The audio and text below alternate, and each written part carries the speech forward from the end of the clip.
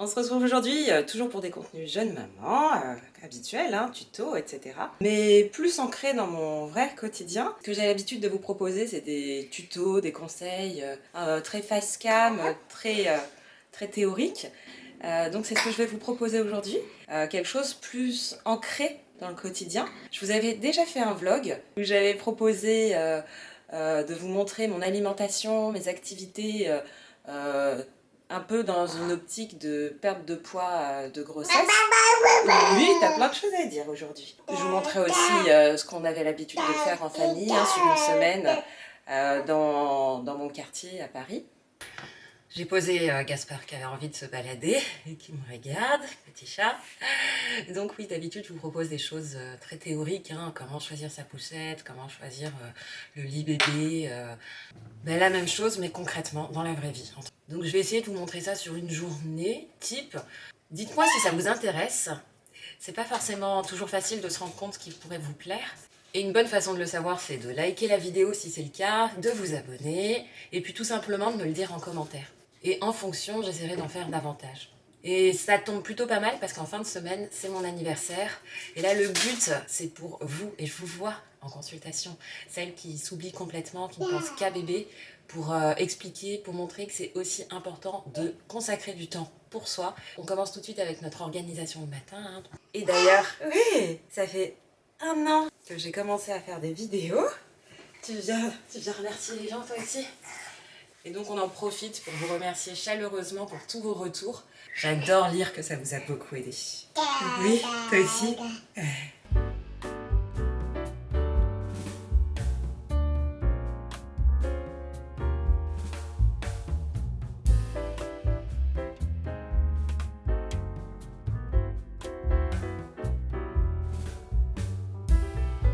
Et voilà, le petit déjeuner de monsieur est servi. C'est pas très académique, hein. Mais bon, c'est comme ça qu'on fait, hein, vraiment. Donc j'essaie de vous montrer notre vraie façon de faire. Bien sûr qu'on ne le laisse jamais tout seul sur le canapé, hein. Toujours, on reste vraiment toujours à côté. Et donc, au menu, alors, il y a son petit biberon chocolaté, hein, qu'il a déjà bien entamé. Donc on va bientôt passer au lait de croissance. Pour l'instant, c'est encore du lait deuxième âge, dans lequel on a rajouté des céréales pour la partie sucre lent, hein, glucides, hein, du gluten, important aussi, pour diminuer le risque d'intolérance au gluten plus tard. Très important, on essaye de rajouter un fruit. Donc là, je remets ma casquette de médecin. Il y a une maladie qui est en train de revenir, qui avait quasiment disparu, c'est le scorbut. C'est la carence en vitamine C. C'est dû au fait qu'on ne mange plus assez de fruits et légumes, hein, dans notre alimentation. Puis on a notre petit bavoir dont je vous avais parlé, très pratique, qui a la partie destinée au recueil. Tu m'en donnes moi aussi? Je peux en avoir? Non, c'est pour moi. C'est la chaise haute de chez Bébé Confort. Voilà, elle ressemble à ça. Elle était vraiment pas chère par rapport au modèle de référence, hein, qui est, je crois, à plus de 200 €. Celle-ci, elle était autour des 70 ou 80 €. Elle est évolutive également. Bon appétit! Merci. Pendant ce temps, je vais faire mon petit déj à moi, en commençant par le plus important, le matcha. Je crois que je le répète assez souvent. Et ça a un petit budget quand même, cette histoire, hein. Donc j'ai essayé de me retourner vers ça, je vous montre. Matcha & Co. Et je trouve que ça fait super bien le job. Ça me met tout de suite, enfin déjà, j'aime ça, gustativement parlant. Tout de suite une bonne énergie là, et autant dire qu'on en a besoin avec ce qui m'attend derrière.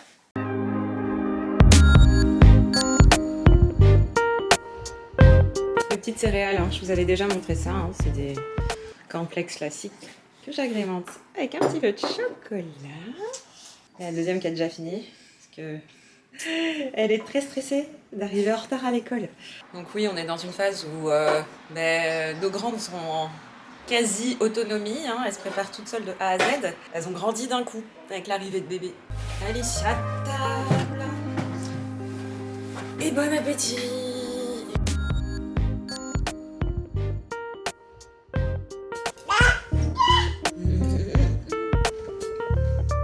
Oui, tu veux manger mes céréales, c'est ça? Donne un petit bout. On va passer à la suite, hein. On se retrouve quelques instants plus tard pour la toilette de bébé dans notre salle de bain. Il a pris le savon tout seul, donc on utilise ça. D'habitude, on aime bien le Corinne de Farm parce qu'il est surgras et parce qu'on a un petit qui a une peau atopique, donc très très fragile. Et on y va. Donc pour tout ce qui est soin des yeux, lavage de nez, ça on ne fait pas en systématique. On le faisait quand il était tout petit. Voilà, après il y a plusieurs écoles, nous on fait lavage de nez s'il est encombré. Et sinon on fait une petite toilette. On a des petits carrés de coton réutilisables. Hein. Vous pouvez aussi utiliser un gant de toilette, hein, tout simplement. Moi je trouve ça très pratique, plus précis.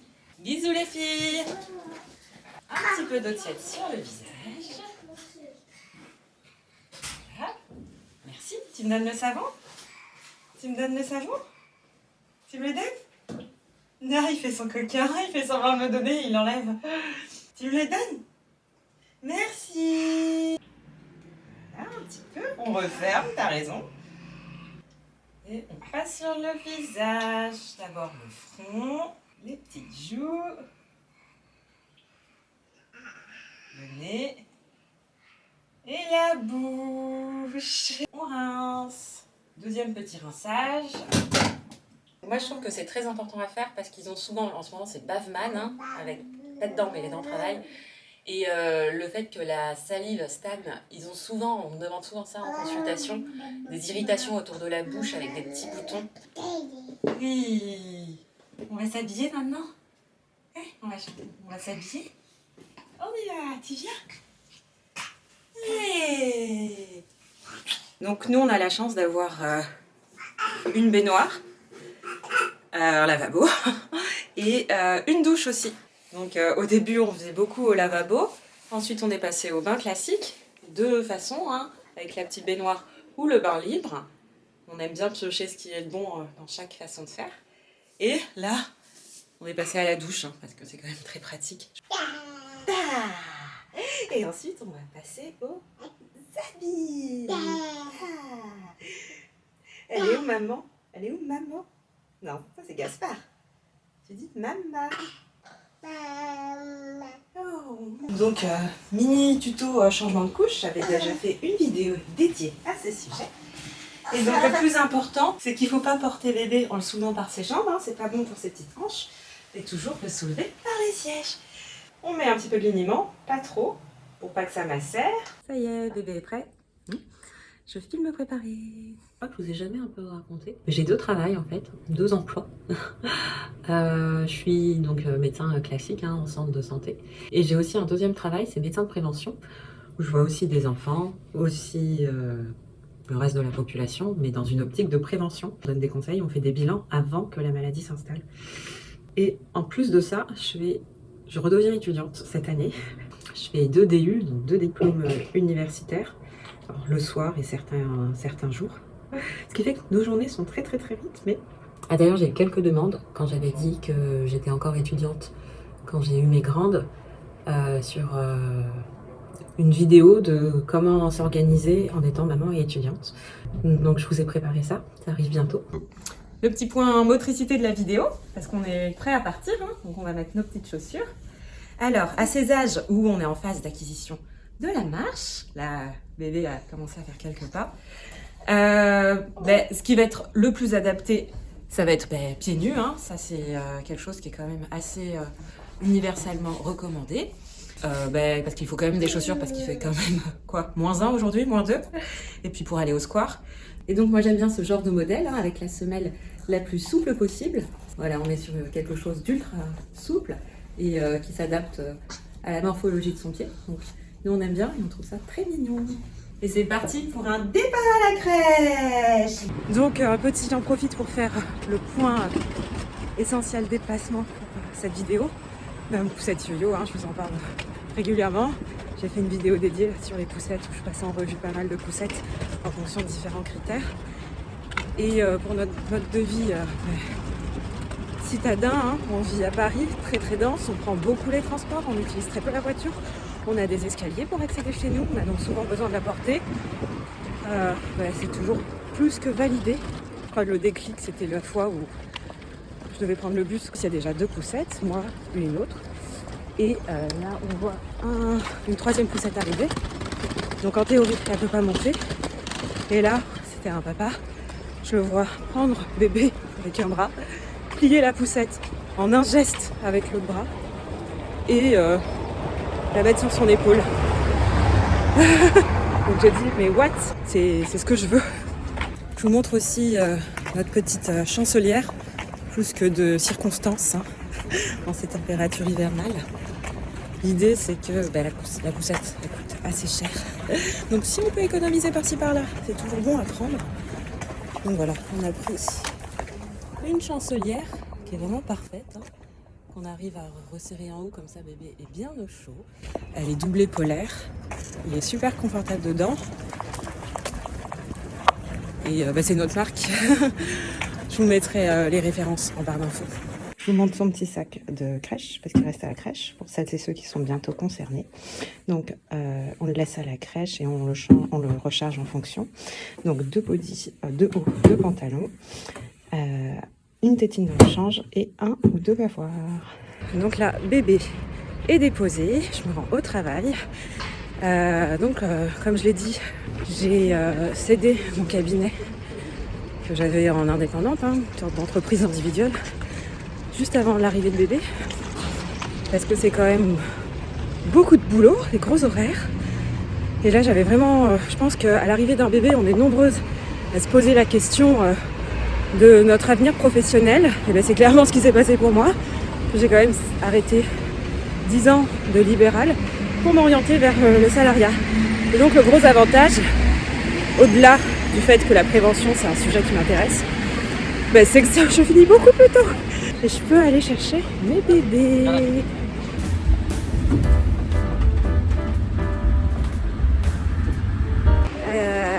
Meilleur moment de la journée, on récupère nos bébés. Hein. On va prendre un petit peu de pain pour la soupe de ce soir. Soir, une tradition s'il vous plaît, pas trop cute. Là c'est un petit temps privilégié entre maman et bébé parce que les grandes sont au judo. Donc on est à 1h là, le 18-19. Oui, il est content, il a très bien compris. Pour jouer, un jeu à la hauteur de bébé, hein, un peu dans un esprit Montessori, pour que tout lui soit accessible. Le fameux lit au sol, le petit lama sur lequel les filles ont dessiné des lunettes. Mes gag blocks, hein, comme ils disent, qui ont aussi servi aux grandes. Et là, ça commence à avoir beaucoup de succès à l'approche des 1 an. 1 an, bon, mais on commence à être parfait pour le jeu, pour ce jeu. Et on va faire des petits tours.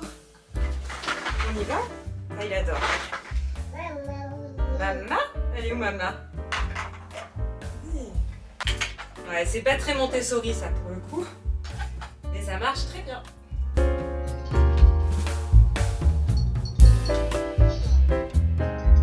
Encore un. Et encore un. Et mais oh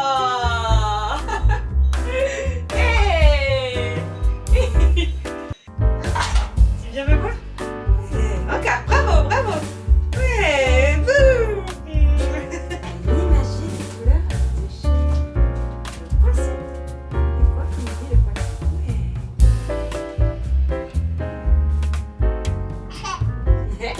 Et c'est l'heure du dîner. Donc au menu ce soir, une petite soupe. On fait des litres et des litres de soupe le week-end pour que ça couvre plusieurs jours la semaine. Pour moi, beaucoup, j'avoue. Pour bébé aussi, beaucoup. Pour les grandes. Le petit biberon du soir, qui est prêt également. Pour les jours où on n'a pas eu le temps forcément de faire de la soupe, on utilise ce genre de choses. Donc les dîners, c'est un mélange tout simplement de lait et de soupe. Ah oui aussi, je vous avais parlé de ce genre de petites choses qui aident bébé à patienter le temps qu'on prépare, qu'on réchauffe la soupe. Ça se ventouse sur la tablette de la chaise haute et ça occupe bien bébé en attendant.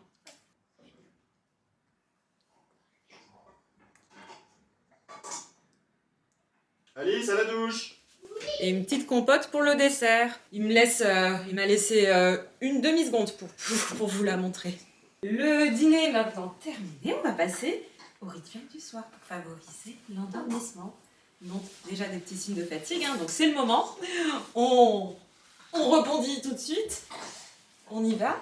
Ouais. Oh, voilà, on a un bébé fatigué, donc on va se mettre dans les meilleures conditions pour favoriser l'endormissement de bébé, pour qu'il fabrique sa fameuse mélatonine, pour un sommeil de qualité. Donc ça va commencer par... Ah, tu veux me donner ta tétine, t'es trop gentille. Oh mais non, merci. Mais t'es trop gentille. Mais merci quand même. Maintenant, j'en veux pas. Ça pour dire que la première chose à faire, ça va être de baisser la luminosité pour passer. Donc nous, on a des... comment ça s'appelle ça déjà? Variateur. Un variateur. C'est un mot si simple que ça. Mhm. Pour du coup diminuer la lumière. Et donc, autre grand classique du rituel du coucher, ça va être le fameux bain. Hein. C'est un peu comme un spa, ça va être hyper apaisant. C'est l'heure du bain. Donc là, je suis arrivée un peu tard pour le bain libre parce qu'il aurait fallu chauffer la pièce. Comme j'en avais déjà parlé, il y a différentes options. Nous, on adore le bain libre. Avec le bain libre, moi, je préfère chauffer bien la pièce avant parce que du coup, ils sont juste sur un fond d'eau avec un tapis antidérapant. Donc là, on est rentré trop tard pour cette option-là. Donc je suis partie sur l'option plus classique, hein, une baignoire avec le thermomètre pour placer l'eau à 37 degrés. Et comme ça, en plus, bébé peut profiter de ce petit temps-là pour jouer un petit peu encore. Fameux petit jeu de bain facile à nettoyer. Contrairement à ce genre de choses qu'on a depuis longtemps, parce qu'à l'intérieur c'est complètement moisi et c'est impossible à nettoyer. Alors que là, hyper simple. Tu veux? Ouais, en fait, je pensais plus en avoir. Que la compo est assez clean. Et en plus, il y a le côté surgras qui est très intéressant pour les peaux atopiques.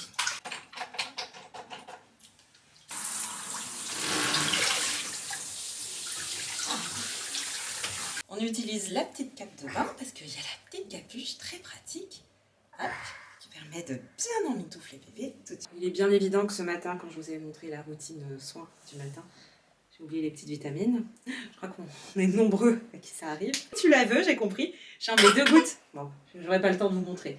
Mais en gros, j'en mets 2 gouttes sur sa tétine et je le laisse gérer lui-même. Ouais, c'est l'heure du coucher. On va mettre la petite veilleuse dont je vous ai déjà parlé, hein, qui est super, qu'on peut emporter partout. Voilà, on va l'allumer. Oui, Gaspard, je sais que tu la veux. D'abord, il faut l'allumer. Et on la place.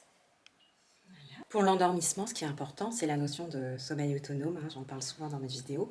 L'idée, c'est d'éviter d'endormir bébé au bras ou avec un accessoire, avec un biberon ou au sein pour les mamans qui allaitent. L'idée, c'est qu'il gère lui-même son propre endormissement pour qu'il réponde à sa propre demande, pour qu'il puisse s'endormir. Oh, j'ai fatigué mon bébé. Non, ça c'est vraiment la meilleure sensation du monde. Donc voilà, pour qu'il puisse gérer quelles que soient les circonstances, quelles que soient les personnes avec qui il est, et notamment en cas de réveil nocturne. Et aussi, ça lui confère un sommeil de bien meilleure qualité. Hello. Bon matin. On se retrouve aujourd'hui et c'est mon anniversaire. Maintenant, c'est ma journée. Donc, je pose ma journée. Je crois que j'ai clairement passé le message que je veux une journée spéciale. Parce que du coup, il y a un petit programme sympa là qui est en train de concocter. Donc, j'ai hâte de voir ça. Et le petit look du jour. Alors ça, c'est parce que je viens de mettre du parfum. Ça s'est évaporé. Et voilà. Peut-être sur la Gilles Verne. Ah, yes. Vertict.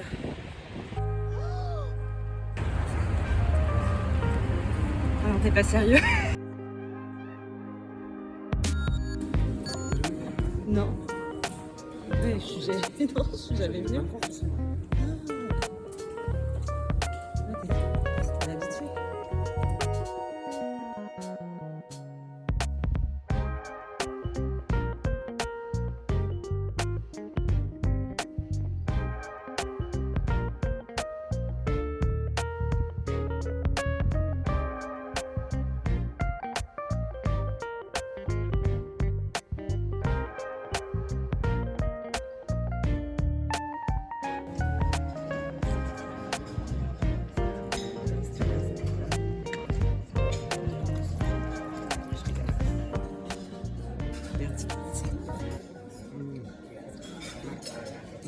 On dirait que c'est ta grand-mère qui est venue, mais une grand-mère de standing quand même, qui est venue te servir.